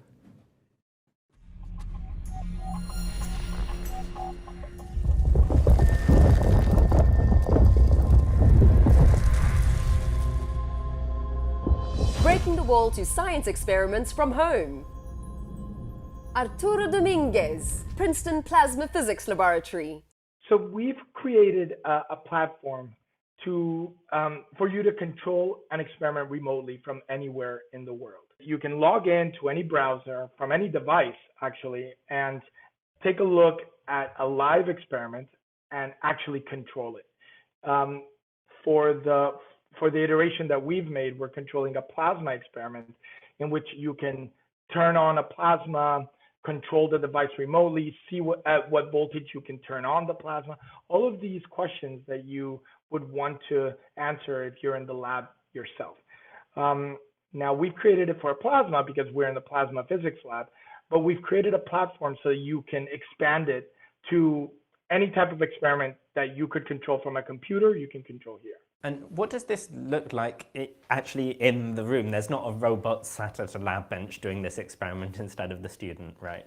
You say there's no robot, but in a way it kind of is. One of the things that you're controlling in this particular experiment is the movement of an electrode, and that's being done by an Arduino that's moving a gear back and forth. But for the most part, it really is, you're just controlling power supplies and other elements that you can control remotely like that. So you connect to the computer, and through the computer, you connect to the power supplies or to the Arduino or any of these things and control the experiment. So it sounds like you've got quite a lot of users in quite a lot of locations, but at the moment, only one physical experiment. So how do you make sure you don't have two battling users at the same time? You know, one of my outstanding interns has done is create a queue system in which you get a limited amount of time to work with the system, so to work with the experiment. So when you log in to the website, you don't have to do anything fancy, but you just have to put in your name. And once your name is in there, you have reserved a certain amount of time. In this case, it's 10 minutes. And you have full control over the machine during these 10 minutes. And you can play around with it, and you can run your experiment. And then when the 10 minutes are up, you're kicked out. Now, you can reserve it for longer times if you want to do a more dedicated experiment, and that's all automated. But at the moment, you have a limited amount of time so that other people can play with it. What do you hope the future of education and experimentation will look like thanks to technology? I think this is a very exciting time for advances in technology. And right now, you can do full courses online to learn the theory of something, but there's not a lot to learn experimental techniques and how to become an experimentalist. Now, not everybody can go in a lab, but what you can do is use an experiment using a platform like ours to learn sort of the basics of what it is like to work on an experiment yourself. And you can learn how to try different things out and see what works and what doesn't. And if it really excites you towards becoming an experimental scientist, for example, you could use this as a stepping stone to say, you know what, I really like this. I'm going to dedicate some more time to this and actually work in a lab or something, right? So this can be a stepping stone in that direction. Adam, how does this help to give people access to physics? Well, of course, digital education is incredibly important this year in 2020. But projects like this show how important it can be even when there's not a global pandemic. It gives people access to a side of physics that you just can't otherwise learn by sitting at home watching lectures. And even though, as a physicist myself, I was terrible at experiments, they were an important part of my physics education. Oh, really? Yeah. Okay, so who is next on our top 10 list? The next winner is Julie Young from Arizona State University. She is doing research on how to dissolve walls and silos. So, Bro, how did the jury decide about this? Well, this was a great example of kicking down several different barriers to excellence in learning. One barrier is an assumption that somehow a specific age is necessary to get to a specific kind of content, which is how lots of our school systems are organized. This virtual school approach allows a mind to tackle whatever it's prepared to tackle, and that is also something that is a long-standing, will be a long-standing impact. The second thing is, it also kicks down the barrier that in order to do university level education, you've got to be at a physical university. Not at all. Here, the content is what's king, not the type of institution that you're at. So we're excited to learn more. Here is the interview Adam took earlier.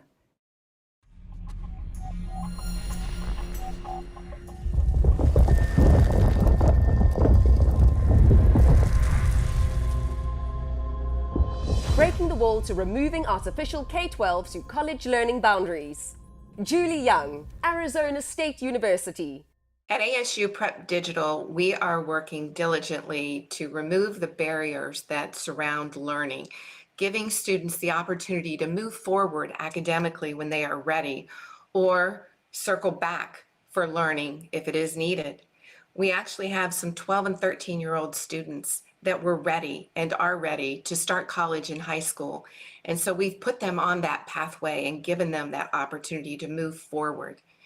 We have designed an educational system that removes the barriers within academics based on age and grade level. All students have the opportunity to advance when they are ready. How do you actually do this? What does the process look like in practice? So our students that are involved in our high school, ASU Prep Digital, are given the opportunity to look at different pathways that we've designed and developed that will actually give them an entree into a major at ASU if they are ready. So we work with those students and with their parents with a learning success coach to advise and determine whether the students are ready. And if indeed they are, then we've actually done the work to identify the right courses and map out a trajectory for our students from grades 9 through 12, that by the time they're a junior in high school, they're actually getting into a major so they can experience that major while they're still in the comforts of high school. And for you, what are the issues and limitations with the conventional approaches of education?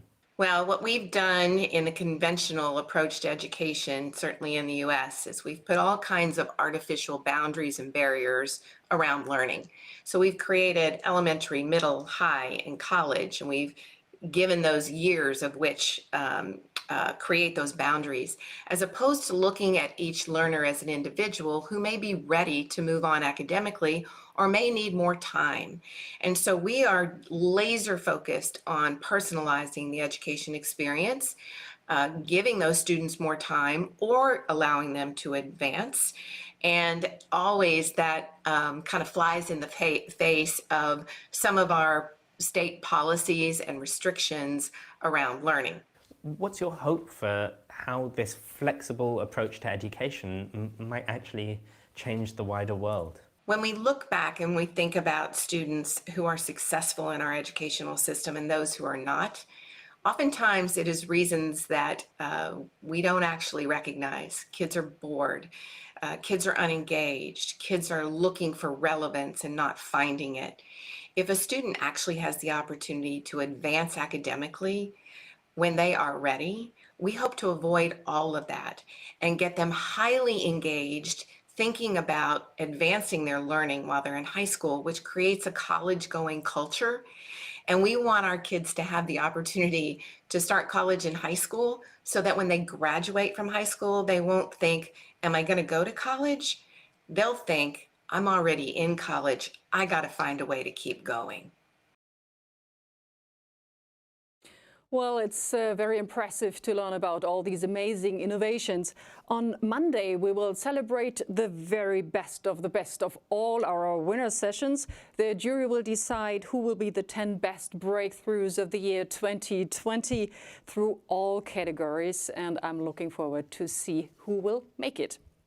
So let's continue with our winners in this category. I'm very glad to announce that Stefan Kwaye Kiwix made it into the top 10. This solution is about breaking the wall of connectivity. Bro, what was decisive for the jury? Well, even before the COVID pandemic, there have been many parts of the globe where you just could not get access to the internet. And so with the COVID pandemic, people can't even leave their homes, and often that was the only way that they could get access to the internet. Kiwix provides a solution that allows you to carry major parts of the internet with you, especially learning parts, things like TED Talks and parts of Wikipedia, so that you really can learn anywhere, even if you don't have connectivity. Looking forward to see the video and learn more.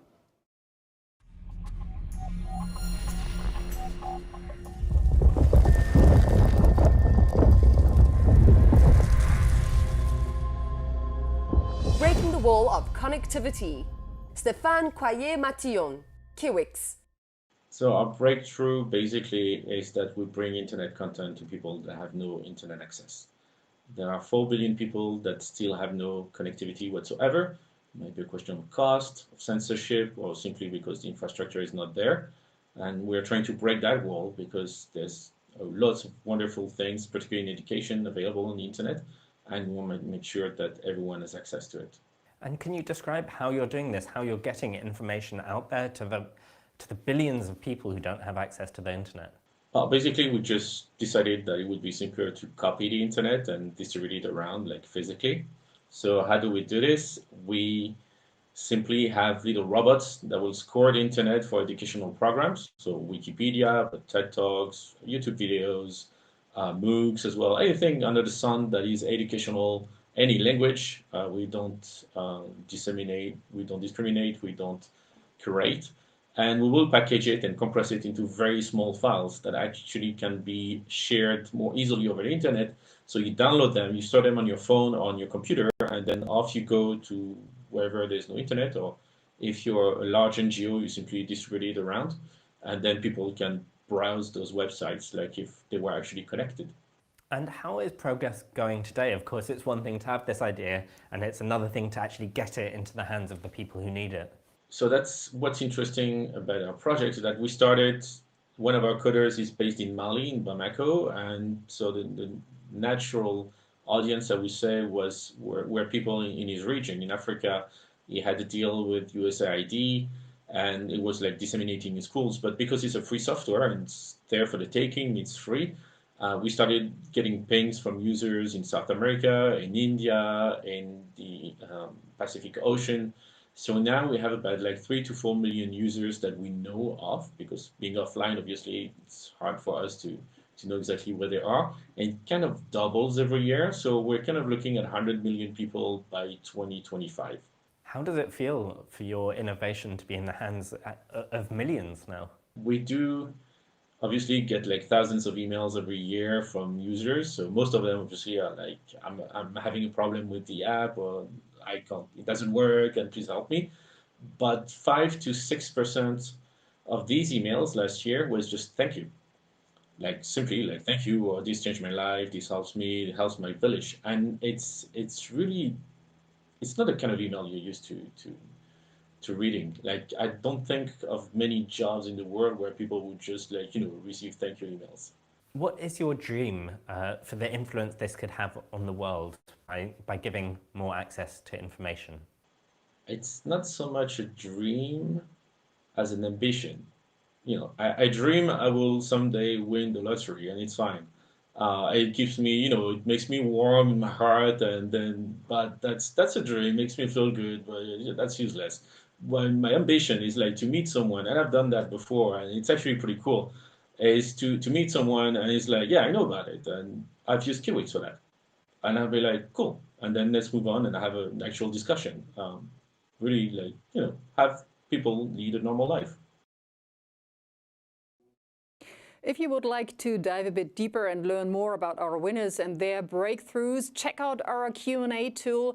It's easy to use. You'll find it right after this session at 3:15 p.m. on our website. So, who's our next winner? I'm glad to announce Todd Brown, Broad Institute of MIT and Harvard. He wants to break the wall of the lack of public health in schools. So what's the explanation of the jury, Bro? Well, this is another example of a terrific intermingling of virtual and real world experiences for students, where the technology drives an actual conversation, collaboration, even a simulation within a school. The other piece of this that spoke to us was it's about learning how pandemics actually work. It was prepared long before the COVID pandemic, but we couldn't think of a more appropriate learning experience than really understanding how human behavior can change the direction and speed at which a pandemic spreads. Well, thank you. Let's check out the video.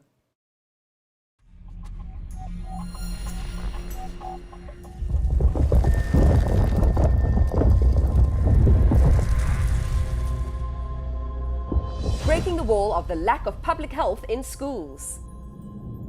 Todd Brown, Broad Institute of MIT and Harvard. Well, Operation Outbreak is a simulation that coincides with public health and outbreak awareness curriculum that can use our app and move a pathogen via Bluetooth through electronic devices so people can have an experiential learning activity that coincides again with the curriculum itself. How are you simulating the outbreak of a disease? Within the app itself, we can set specific parameters based on what the user would like, whether it's Ebola, whether it's SARS, whether it's MERS, flu. We can change how infectious it is, what the mortality rate is. We also can do things as far as how many users there are, a duration from 50 minutes to weeks long. So we can modify anything that is user-friendly, basically, or I guess you could say what would facilitate learning the best. And then essentially we send you a code, you download the app, and then you're off and running. And what has the response been so far? Firstly, in terms of uptake of this, but also in terms of the actual response of those using it. The response was pretty overwhelming to start with, but now that we're seeing this through COVID and what's happening around the world, it's exponentially increased. I mean, we really, we'd like to spread it more, pardon the pun, but we'd like to spread this more than we already have. And now we actually have gotten to the point where we are comfortable to allow that to happen. It's been so overwhelming initially that it was difficult to kind of keep up with the demand. As far as the response, we're seeing an enormous amount of support and excitement for people that have done this in the past because their behaviors in the simulation actually are being replicated in public today. So a lot of people have a better understanding of what they did when they did it years ago, but actually what is happening in today, in the public today, and how they, as an individual, again, can help educate people that haven't been through this to keep people safer. What would you hope that people would be able to learn from it? You know, we have a unique opportunity right now because there's no greater time to teach and learn than when it affects you most as an individual.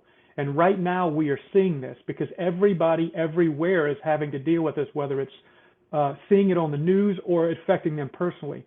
So we would like to use this opportunity to really electrify and kind of galvanize an entire generation of students to have a better understanding of not only STEM, but what they can do from a civic responsibility to help the public side of public health. Now, what are you hoping people will actually learn about outbreaks and pandemics through this simulation? A lot of what's happening right now that we're seeing in the world is a couple of things. First, you know, disease is one of the greatest existential threats to the human race. And we have this kind of practice pandemic every year with flu season that floats around. But really what we're trying to teach is, as we deal with this existential threat, you know, how does my behavior as an individual affect me, my family, and the community to help either quell the spread or proliferate the spread of a pathogen. So we need to make sure that we understand what we have to do as individuals that affect everyone around us. Well, Adam, what do you think, what impact might this have on global pandemics such as the current one? Well, of course, science education is incredibly valuable in and of itself, but in the middle of a pandemic, understanding how pandemics operate, how diseases spread, is incredibly valuable, especially when we consider how much misinformation there is, how much misleading information there is. So having a way of not just providing information for people about disease spread, but actually allowing them to experience it virtually, I think is really valuable. Mm-hmm. Let's continue with our next winner. I'm glad to introduce to you Christina Russell, Southern New Hampshire University. Her innovation is about to break the wall to access to post-secondary education for refugees. Bro, what was decisive for the jury about this work? Well, a couple of things. One is this use of virtual education to provide real valuable training in difficult circumstances like refugee camps was remarkable. But the other piece was the project took great care to collect evidence comparing the impact of this kind of training to other kinds of training available to the refugees, and was able to show major impact and progress using this method. So that was also a terrific part of this project. Okay, let's listen to the interview Adam took earlier.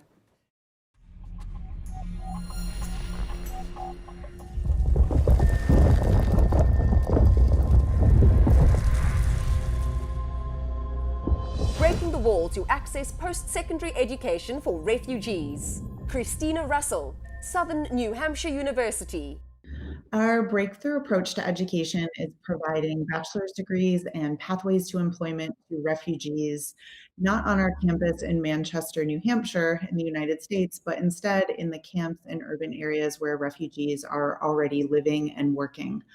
So only 3% of refugees have access to higher education, and many of the access points are sort of around courses or training, and we're really proud to be able to provide a full bachelor's degree and also internships and supports to make it through the degree rather than just courses. So we're chipping away at that 3% number by, again, coming to the camps in areas where refugees live. And what's actually the impact of this? What ends up being the path that students go down after they've completed their degrees? Yeah, well, we're really proud to have just had some independent research to show that our program, which started in Rwanda in 2013, 95% of the students graduate within 4 years. 88% are employed within 6 months of graduation. And those graduates are making double the amount that their university educated peers are as well. So we're really proud of that because our students tell us that they not only want to learn and improve their skills, but they need to economically transform their lives. So we are measuring our outcomes not only on academic outcomes and achieving degrees, but also what can somebody do with employment and what can their economic transformation be as well. So we're really proud of the outcomes so far. What's your dream for the influence education could have on the lives of refugees? I think access is really what we're focused on right now. So we're partnered with UNHCR, the UN agency working for refugees, and they have a campaign to move the 3% having access to education to 15% by 2030. And so we'd like to collaborate with other universities, help them work alongside us to also provide opportunities. And, dependent on fundraising, we are ready to go with 20 different countries and different partners. So I think the dream is to take our one country, Rwanda, which has then become 5 countries, and the 5 countries to hopefully 10 to 20, and do that through collaborating with other universities. And I guess generally across the globe, 34% of people have access to higher education. So really closing that gap between the 3 and the 34 and seeing some equity and equality in that education. Last thing I'll say is also changing the face and nature of who's solving the refugee problem. So right now it's a lot of outsiders like myself who've never lived the refugee experience. And we really want to get credentials into the hands of our students that enable them to be the problem solvers of this rather than beneficiaries of policies made by outsiders. Interesting. Adam, what can we learn from this? So I think this really shows us how, that we should question how we think about providing higher education. We often question the barriers in people's way, on their way to accessing higher education, but we don't often question the reasons we aren't taking that higher education and bringing it to where the people need it and to the people who need it most. And this really shows that it can make a huge difference when we do make that effort to take these educational institutions to marginalized communities. Let's come back to our winner list. I'm glad to announce the next winner, and this is Keith Kostroski. He is trying to break the wall to digital education. Bro, what is the judgment of the jury? Well, this suite of tools allows any interested educator much more easily to build out virtual education, which is obviously really valuable in pandemic times, COVID times, but also more generally, it can accelerate progress on digital education more widely. And maybe even more importantly, it makes it really easy to add many kinds of media and experiences and to iterate so that whether it's working well or not working well, an educator can quite easily alter it to make it work even better for their students and themselves. Well, looking forward to learn more from our video.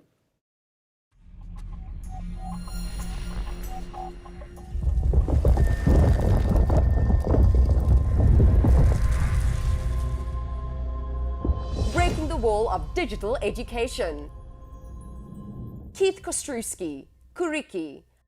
We have built, leveraged the power of open source technologies to create a free authoring tool for the learning technology market. It's an education breakthrough, but as of the pandemic times, we realized that all learning experiences and human interactions have changed.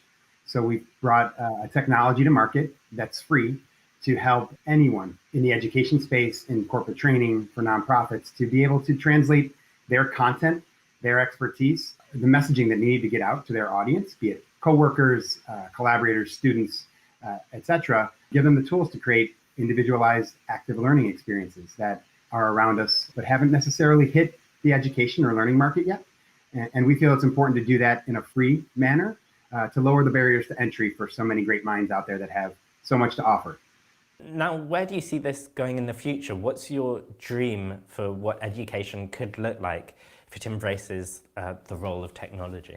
The power of the device and the power of content is so incredible. We envision as an organization, and I think as a society would be greatly served, if we were able to take some of the wonderful or the important and key skills for 21st century and build those into this great interactive, engaging, addictive content that we see in games and highly produced movies and entertainment media. And we think that's possible. When we talk about large businesses and organizations that have a need, we haven't expressed a global skills gap, right? With engineering, computer science, operations, logistics, management, and some of the soft skills. We can leverage technology and great content and unique authors to provide that content. But imagine a world where you have Tesla or Elon Musk building games of electricity, right? That provide the excitement and passion around where are the future of solar and how electric cars, electric vehicles, and all the careers and components that go into electric vehicles. You have the environmental elements, you have the sustainability elements, you have the cool factor, that there are so many careers and pathways that go into even something just like electronic vehicles and the future of transportation. If we're able to take some of that really engaging content that and translate that into skill-based experiences for young people, we open up so many to a world of possibility. And I don't think we're far away from that. Organizations and industries spend so many dollars on marketing and advertising that if we're able to leverage some of that spend into building content around learning and education that's fun and not necessarily tied to rigorous standards, but are focused on skills and competencies, we move the ball forward for generations to come. And long answer there, but that's really where we feel that we can go. Again, don't miss the chance to meet our winners and talk to them on eye level directly in our Q&A session right after this event at 3:15. It's coming up. So now comes our next winner in the category Digital Education, and this is Deepak Ramola, breaking the wall to where everyone can teach you something. So what is this about, Bro? What does the jury say?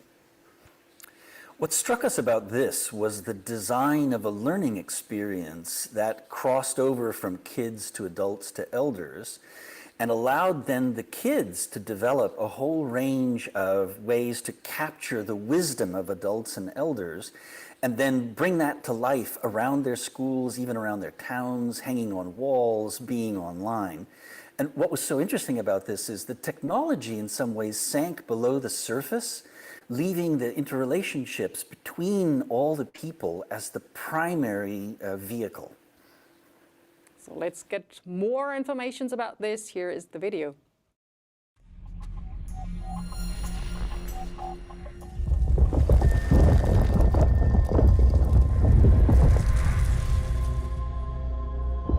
Breaking the wall to where everyone can teach you something. Deepak Ramola, Project Fuel. So what we do is we harvest, we document human wisdom from all around the world, and we design that into educational, art, and media projects so that people can actually learn from each other and encourage a cross-pollination of learning. And how is this process currently working? At what stage are you in development? Well, through Project Fuel, we've been experimenting with a lot of projects. The methodology of Project Fuel, which is to design life lessons into educational curriculums, is fairly old. It's almost 10 years running. But through the project itself, we've been innovating a lot. We've been experimenting a lot. One of the things that we've been recently testing out is something called the Out of Syllabus project, where we allow students to learn skills of the 21st century, journalism, data documentation, interviewing, designing, and interview their school staff, which is their teachers, their non-academic staff, and design their learning into a wisdom corridor for every single school generation to use on that campus. And that's one of the things we've been pushing boundaries with, of how can students become collaborators, become sort of stakeholders of the educational system, rather than just being the beneficiary. So that's, for example, a new project that we are doing. But we're constantly innovating in terms of the medium as well. For example, I mentioned about education, but we're also using art in rural communities where the literacy level is very low. So we paint life lessons, hand paint life lessons of these people onto the walls of their houses, turning the entire village into an open air art gallery. And for you, why is it so valuable that we learn life lessons from those who are far away from us, both geographically and potentially in their lives and socially? It's important for me that we as human beings are not pressured into becoming just rich or famous in order to leave a legacy. We all need a fair shot in having an impact. And most people, when I go to teach in classrooms, think that just living a good life is not really, imperative or advantageous enough to create that impact. My hope with this work is that people all around the world, irrespective of their academic qualification, irrespective of their monetary security, their financial value, are able to see themselves as learned sources of learning and knowledge and wisdom and of service. You know, the word philanthropy actually comes from the two Latin words, and it means the lover of humankind. Now, to be the lover of humankind, one doesn't necessarily have to have only money. But unfortunately, conventionally, we have zeroed the definition of philanthropy to somebody who has money, huge sums of money, and donates it. I want people to be philanthropists through what they know and feel empowered in it. That's really the primary goal, because service and value are also independent of monetary currency. And that is a conversation we need to start in classrooms for young students to feel more human, to feel more connected, empathetic, and more, I would say, seeker of knowledge. Yeah. Adam, in general, how can digital education help to connect us? Well, I think there's often a fear maybe that the digital world leaves us colder, leaves us less connected than we might otherwise be. But at the same time, there's this promise that it could connect us to those we would otherwise never encounter. And I think in this last presentation, we really see that so clearly, that digital education provides us with the possibility of learning from those we might never otherwise have in our lives. Mm-hmm.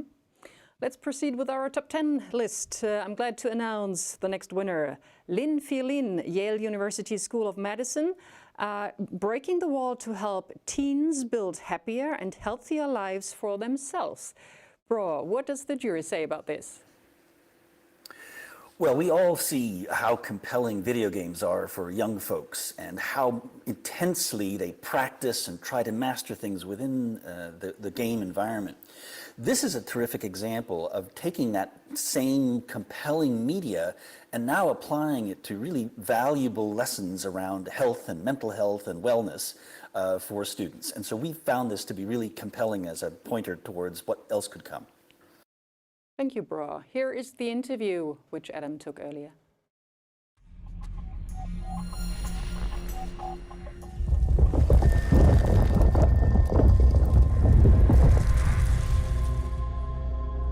Breaking the wall to help teens build happier and healthier lives for themselves. Lynn Phillin, Yale University of Medicine. So for over the last decade, I've been working with my team at the Play to Prevent Lab, building and evaluating video game interventions to impact teenagers' health and well-being. And every step of the way, we involve adolescents. They work with us on the content, the art, the voice of all parts of the games, and then participate in evaluating them, typically in through the gold standard, which is a randomized control trial, where we evaluate the impact of the game on our target audience. So these are really video game interventions built by teens for teens to help them live happier and healthier lives. And what exactly are these video games trying to help with? You know, we're at a medical school. I'm trained as a physician scientist. So my goal was to really target specific health outcomes that teens are particularly vulnerable around, and help them learn the skills and the information so that they make better decisions, have a better sense of future orientation, of risk.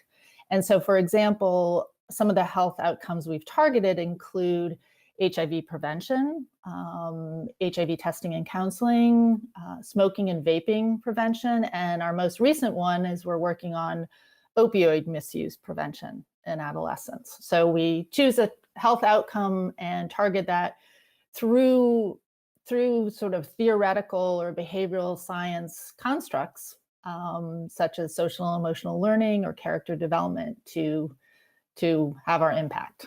Now, how much do you know already about the impact these games can have on the teenagers you're targeting? We are working on our fifth game, our fourth project funded by the National Institutes of Health, and we have completed a third randomized control trial. So we have produced quite a bit of data. We have demonstrated efficacy in terms of changing the way teenagers think, helping them to develop more healthy understanding perspectives, beliefs, and significant increases in knowledge. And so we've been able to demonstrate through very rigorous scientific methods that kids, by playing a game, a video game, and being fully engaged, can get a dose of something healthy. Now, how do you go from where you are today to having these games in the hands of, well, I guess as many teenagers and young people as possible? It's speaking in venues such as this and letting people know. I think over the past decade, we've grown in terms of our presence. We're probably one of the sort of most substantial games research labs in this country. And I present this work internationally and around our country. And the key is to really get the games out there. Our smoking and vaping prevention game, which is called Smokescreen, is in both the app stores. All of our games are web-based, so there are no issues in terms of access, because getting them into kids' hands is the real goal, and so they can have the impact they're supposed to have. Well, Adam, can you tell me, are our educational systems ready for these kind of digital education? Well, I think some educational systems may be less so than others, but hopefully talks like these that we're seeing today will inspire a lot of schools, a lot of educational establishments to take those steps. And also a lot of these educational initiatives don't have to take place in the classroom. They can be downloaded by the kids in their spare time, and especially if the games are good enough, why wouldn't they be? Mm-hmm. Okay. Let's have a look at our next winner from Germany to the United States. I'm glad to introduce Peter Manuelian, Harvard University. He's aiming to break the wall to Giza 3D, visualizing the pyramids. Bro, what is the explanation of the jury about this? This is an amazing example of how technology can bring the outside world into your home, which is obviously critical during COVID times, but even before and after will be really valuable. Nothing can replace an actual visit to a major historical site like the pyramids. But this is a terrific immersive simulation that overlays your ability to explore the artifacts with information about them at the same time. And so we found this just really compelling. Thank you. Let's watch the video and get an impression of this work.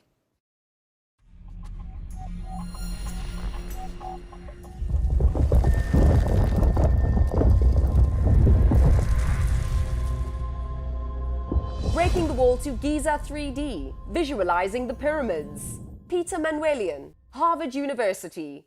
We work at the Giza pyramids just west of modern Cairo.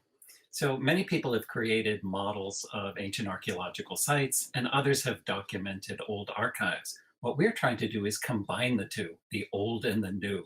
So based on solid, responsible archaeological method, we can now try to visualize the Giza pyramids and create a new educational and immersive teaching and research tool. Now, who are you hoping, or who is already using this tool that you've created? We have a Giza website based at Harvard, and through the magic of the internet, we can try to reach all audiences, not just students and beginners, but professionals, Egyptologists, PhD candidates. So we're trying to be all things to all people. Now, some might say there's no substitute for actually being there, but you argue, right, that there's some aspects of this which you couldn't even get if you were there. We don't try to present our Giza material as any kind of replacement for experiencing these ancient sites in person. That's always a fantastic thing to do. But many parts of the site of Giza are inaccessible today, in a different condition from what they were 100 years ago, or doors and tombs are locked, or colors have faded. So we're trying to combine the best of old documentation, current methodology, put it all together so you can access anything you want in the condition that you need it. What actually inspired you to create this virtual Giza experience? I grew up in the Boston area, and I worked from a young age at the Museum of Fine Arts Boston. And there was the tremendous, massive backlog archive of 40 years of archaeological excavations at Giza. It was the Harvard University Boston Museum of Fine Arts expedition run by George Reisner. So much material, it was impossible to get an overview.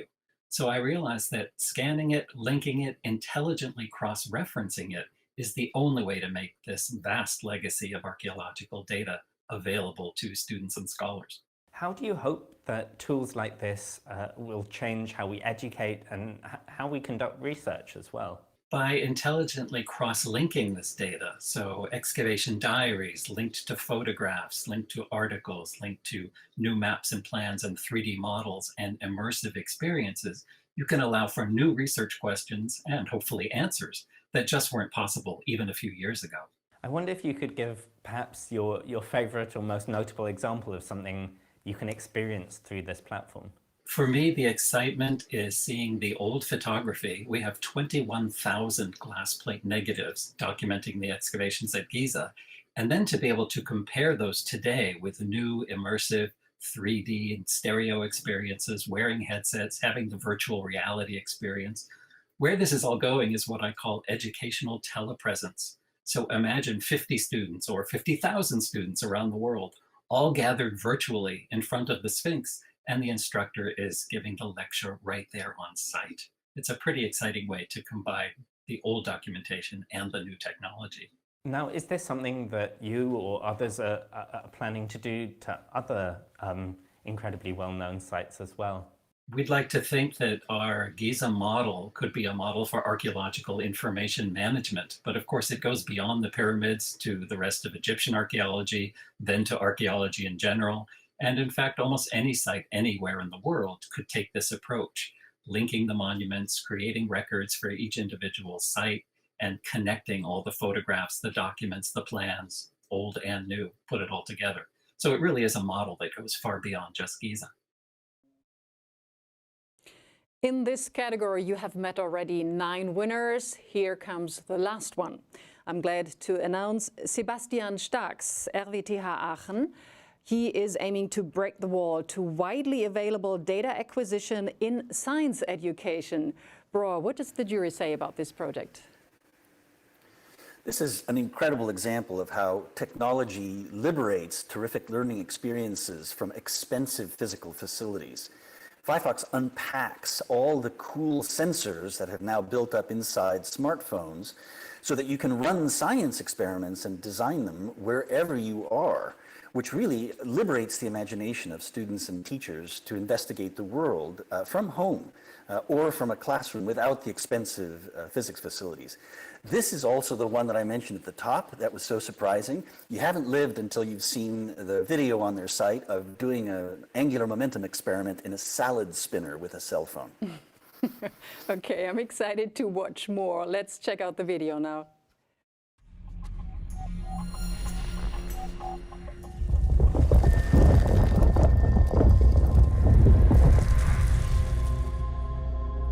Breaking the wall to widely available data acquisition in science education. Sebastian Starks, Second Institute of Physics, RWTH Aachen. We developed the app Fifox, which brings modern experiments to the science class by using the sensors on the students' smartphones. So you can use the phone's accelerometer to track the movement of a pendulum, explore barometric pressure with a pressure sensor, or determine the speed of sound with a microphone. Fifox is free and open source, and with its advanced interfaces, complex experiments can be set up, like a global collaboration we did to determine Earth's actual tilt by tracking the sun around the globe. Until today, Fifox has transformed science classes worldwide, as it has been translated into 17 languages and seen more than 1.5 million installations. Is this primarily an educational tool, or could it be used even beyond that? At first, we've got education in our mind. That's why we developed it for actually our own lecture. And then we found that the schools are very happy to use it, and everything we do is with science education in mind. But it's also very interesting to the average citizen. I mean, not only for citizen science, but it's always interesting to simply whip out your phone and use it in everyday life. You can use it to determine the speed of an elevator. You can use it on a plane to determine when someone flushes the toilet. So the interesting thing is that in your everyday life, you've got so many things that you can measure and that you can find on your phone, that we think that if you just explore the world around you, your interest in physics comes naturally then. Is there any risk that it could exacerbate divides based on, say, the kind of smartphone different students have? This is always some difficulty. I mean, Fifox runs on devices from Android 4 ongoing, so I've got such a huge variety of phones that are supported. And in some cases, you have to be careful that you're not doing something education that then benefits those students with the more expensive, more recent phones over the ones that cannot afford those. But most of the basic functions of Fifox are available on every phone, because every phone has an accelerometer. So far, I only know about one single device that doesn't have one.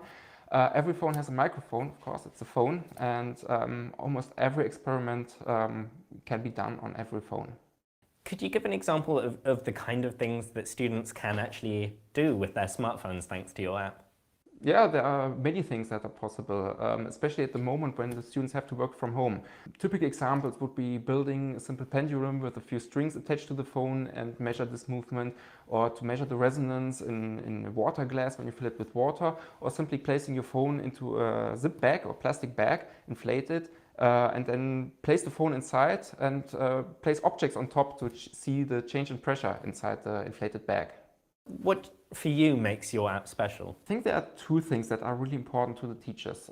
One thing is, in contrast to most of the other developers of apps, we are a known university, so the teachers trust us. They trust us that we do not have a business plan behind that, so we're not trying to sell the data or the data of the students somewhere to earn money with it. I think that's a very important thing, especially to teachers in Germany. And on the other hand, I think we found a nice compromise between an overly crowded app with a lot of options and an app that is dumbed down so much that you cannot customize anything anymore. If you look at the app, you will see this long list of prepared configurations, but actually each of them can be individualized, so you can change these things through a custom file format that we have. And you can adapt everything. And still, for the students, there are not that many buttons that they can not find their way around the app, but still the teacher can customize this thing. And I think this is also something that helps a lot to find fans of HeFox among the teachers, who all have a slightly different idea of what an experiment should look like. Well, Adam, if we look at our category digital education in general, how could these kind of innovations change the way we think about science? Well, I think often we have this false idea that science is something which is done somewhere else. It's done in a lab, in a university, it's done by people wearing white coats. It exists somewhere else from the rest of society. And I think so many of these projects are breaking down that wall, that notion that science is for someone else, and showing us that it's something really that can be done for anyone with anything. Okay, so for today, ladies and gentlemen, that was it. That was our category digital education, and you have met all 10 winners and their stunning breakthroughs in this field. So congratulations to all of them. It was really highly interesting and amazing to see your work. On Monday, we've got our Falling Walls Grand Final, and we will celebrate the 10 very best breakthroughs of the year 2020. So looking forward to it very much. I'm very grateful, Bro Sexberg, that you joined us today. Thank you so much for being with us and supporting us and contributing in such a nice way. Thank you very much, Bro Sexberg. My pleasure. Adam, thank you very much as well. You will join me again tomorrow because we will continue with our winner sessions tomorrow again at 1:15 p.m. German time. And we've got the categories engineering and technology, and then followed by science management. Two very interesting categories as well. Looking forward, you talk to the winners, you know a bit more than I know already. So I hope to see you soon again. Don't miss the Q&A session right afterwards. And it was nice being with you. Goodbye and auf Wiedersehen from Berlin.